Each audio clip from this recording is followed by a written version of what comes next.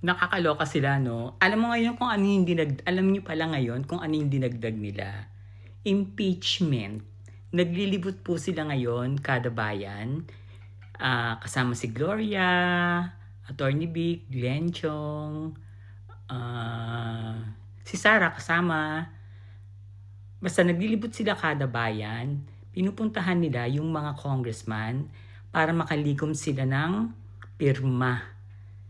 Dahil ngayon po ay lumilikom na rin sila ng mga nagsalita si Sara kahapon kaya booking siya. Isang araw na marami na raw impeachable na ginawa si PBBM. So ang gagawin naman ngayon, ang dami nilang plano, Diyos ko, nakakaloka. Pinost ko sa Facebook kung saan-saan sila nagpupunta. Doon naman sila naloka. Binibigay ko talaga address. O andyan sila ngayon sa Fairview. Alam ko yung lakad nila, pero yung eting eksena na ang dinagdag nilang plano is impeachment for BBM. And Maricel Soriano, parang invited ka daw for 2 billion. Diba? Kasi diba sinasabi nila dati na si Maricel daw yung kasamang yung kajaming, ganun ganyan. Eh di sana noon niya pa sinabi. Ba't ngayon lang? So hindi na siya paniniwalaan dyan. Yung credibility, wala na yon. Marami silang kinakausap ngayon. Hindi nila titigilan hanggang sa BBM mapagod, may stress, ganon, ganyan. Pero hindi bibigay si PBBM. Maniwala kayo sa akin. Hindi siya bibigay. Lalaban siya.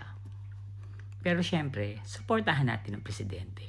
Lalo na sa 30, sa November 30 kasi, walang pumapasok sa akin. Si Charlie hindi nagre-report ha. For sure, wag tayo pakampante. Magagalit kasi yung mga tao dahil yung peace rally sa November 30. May interview kasi ako. Nantok pa ako. Sa November 30, peace rally yun eh. Pero, hahalo ang NPA. May mga hahalong leftist. Kaya, na-report ko na naman po. Huwag kayo mag-alala. And baka siguro pwede tayong sumama, no? Tayong mga loyalista na habang sumisigaw sila ng ikulong na yan yung mga corruption. Tapos good job BBM, good job BBM, kasi nagtatrabaho naman talaga siya, di ba? Marami naman akong binigay na opinion. Pero syempre normal na tao lang naman ako para maniwala sila sa mga opinion ibibigay ko, mga matatalino naman yan. Pero yung mga yung info about sa buhay ni PBBM, po yan, huwag kayong mag-alala. Nakakarating po sa kanya. Matapos ng November 30, malalaman ko lahat yan kung ano yung plano nila. Hindi nila titigil. Ang ending, uunahan pa nila ngayon si PBBM ma-impeach. 'Di ba? Dahil hindi po talaga sila makakapwesto, huwag kayong mag-alala. Hangga't hawak natin ang militar, hangga't sila Browner, ang loyalty ay na kay BBM, hindi sila makakaupo. Kaya pilit na kinakausap ni Chavit ang mga militar. Billion na nga ang ino-offer. Ino-offera ng mga generals sila Browner ng bilyon. Pero hindi nila nabili. Super loyal si General Browner kay PBBM kasi ang tatay niya ang tatay ni General Browner at ang tatay ni PBBM, si Fem, mag-best friend din. Kasi, sa totoo lang ha, kung meron man dito nanonood ng mga dilawan, pinklawan, huwag kayong masasaktan. Nung panahon ni Fem, napakaganda ng buhay ng Pilipinas. Kahit nasabihin nila yung martial law, hindi siya ng gulo. Hindi. Pero nung natanggal siya, ano nangyari sa Pilipinas? From Aquino, Ramos, Erap, Gloria, Noynoy, Duterte, ano nangyari sa atin na dati tayong number 2 sa Asia? Walay, di ba? Kaya wag niyo akong inaartihan kayong mga lefties na magnanakaw si Fem, na diktador siya, o ay yung mga pinagtatanggol nyo, anong gawa? Nga, ni wala man lang yata napatay yung ka-ospital, Diyos ko. Tapos magrereklamo kayo ngayon. Kaya yung mga leftist na nasa loob ng kamera, yung sila Renny ba yung kulot-kulot na ganyan, tinatalakan ko lagi yan.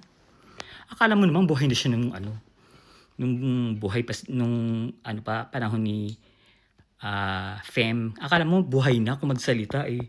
Yan yung diktador. Siya ang gusto ko nga i-reband yung buhok ng kulit ng bakag niyan.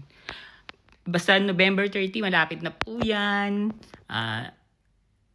Suportahan natin ng presidente, pagdasal natin siya, yung safetyness niya. Kasi hindi tayo nakakasigurado dahil nagugulat ako, walang dumarating si Charlie, walang report. Buhay pa kaya yun? Wag naman sana, Diyos ko, malaki na itutulong yun sa akin. Marami pong tumutulong sa atin, marami. Ang minsan nga nagtatanong ako kay Lord, sabi ko, Lord, bakit ako yung napili mo? Hindi naman ako marunong magkarate. Kung sakaling pasukin ako, saka, ang gusto ko pong malaman ninyong lahat, nagtatago po ako. 4 months na po akong nagtatago, at ang dami kong death threats. Pero hindi akong takot sa kanila. Bahala sila dyan. O siya.